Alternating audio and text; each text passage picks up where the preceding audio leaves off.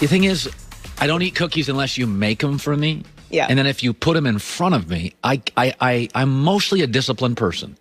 There is something about the combination of oatmeal and raisins. I can't stop. I've had 2 this morning. I can't stop. You had 2 this morning? Big, huge, gigantic, not healthy, not even interested. Oh, my God. I can't stop it. I could have 4 more. It's a problem. Okay, so, we say this, there are bad wins. I thought Tampa's win is concerning off a bye. And there are concerning, and then there are losses that you kind of feel good about. Like, okay, we're getting there. So Kansas City, I got very lucky. I won this in Blazing 5 in a backdoor cover. Got very lucky. But in the last 5 days, Kansas City is not dialed in. This is concerning. In their last 5 games, now this is a gambling thing, but it does translate to real football. They're 0-5 against the spread. What does that mean? That if you look at the numbers, the people who do this, the Fox Bet, the professionals who do this, they're underachieving. They're not playing up to who they are. And 5 straight one-possession wins over not a lot of great teams. Yesterday is a prime example. Miami was missing their 3 best running backs. They had 3 rookies playing on the offensive line. These scout team guys. Their wide receivers were Mac Hollins and Lyndon Bowden and Jalen Grant. They got 370 yards. They got more first downs than Kansas City. They won time of possession against Kansas City. You're talking about Tua, hadn't played football for a year and a half, has a handful of starts, was benched, they bring him back. 3 rookies on the offensive line. Your 4th or 5th best running back, Devontae Parker's your best receiver. I don't think he played in the second half. This should have been over. This is the Jags yesterday. That's what it should have been. And the last time the Chiefs beat somebody by more than a touchdown was the Jets. And you saw the Jets yesterday. By the second series, the game was over. So I look at that yesterday. I don't know how it was that close. I do not believe this morning Kansas City is the best football team in America. I do not. They should be. They could be. They maybe be. They're not. That's not the best football team in America. Giving up 370 yards to 3 rookie offensive linemen, running backs that probably should play in another league like XFL, CFL, or something FL. And it was, in the end of that game, once again, it got kind of uncomfortable. So it's not a knock on him. It's just a reality of, I don't think Kansas City is buttoned up. Now, we do have a history of certain teams flipping a switch, but a lot of times, like the LA Clippers, you can't, right? Like most of the time, electric teams can flip a switch. Not all the time. A couple years ago, the Golden State Warriors, in my opinion, were down 3-2, would have lost to the Rockets if Chris Paul doesn't get hurt. They could not flip the switch. They just got comfortable with winning. Offense was too easy. They got into a series with an energized team that matched up well, the Rockets. And if Chris Paul didn't get hurt, Houston win in that series. The other thing is, I want to talk about the Cleveland Browns because they play tonight. And again, so the Giants came off a huge win with a young coach and a young quarterback, laid an egg yesterday. And then Buffalo, young coach, young quarterback, played great last week. They had a big game yesterday and looked terrific, at least in the second half. So here's Cleveland. Cleveland last week went to Nashville, beat the Titans. To me, it felt like the biggest win for Cleveland in 10 years. I mean, I don't have it in front of me, but it felt like a big win. So now tonight, how do you react? This goes back to Trent Dilfer always told me this. Everybody reacts to losses the same way. The NFL, how do you react to wins? Some guys, it's just too much. And then let me start with this. I won the Baker Mayfield argument. He's not a number 1 pick. The reason I like Cleveland tonight, and I do like them, close, is because they're Kevin Stefanski's team. And how do I know that? They don't talk. They're mature. They're cerebral. They're grown up. And Cleveland, I predicted last year they'd be kind of a mess. They were. I didn't buy into Freddie Kitchens or the GM John Dorsey. This year I've predicted they're a playoff team, and it looks like they're going to win 9-10 games. I like Cleveland tonight. And the reason I like them, they're not Baker Mayfield's team. They are Kevin Stefanski's team. And what's interesting about tonight is that when you play divisional games, it really shows you who you are. Because they know your personnel and you know theirs. And nobody's fooling anybody. Everybody knows the other guy's playbook. This is going to come down to intelligence, emotional discipline, These are all the things we've worried about Cleveland. We've never worried about Cleveland's talent. That is not the issue.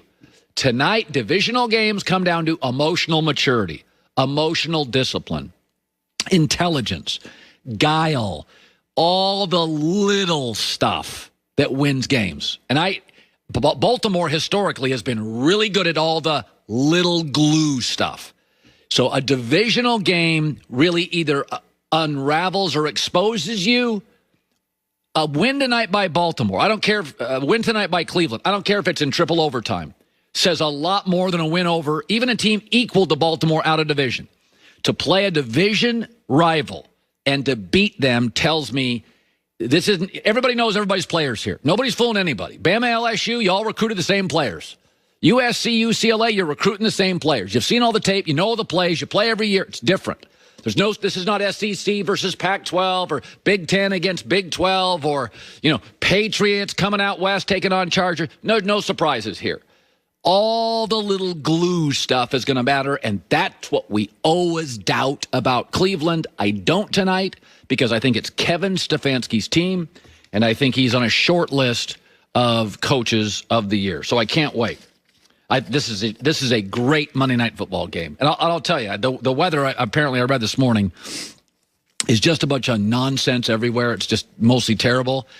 I'm sitting there last night, and I'm watching that game. It felt so NFL. Tonight is going to feel so NFL. There are games, yesterday Atlanta and the Chargers is just a bunch of chaos and interceptions late, and you're like, this is a circus.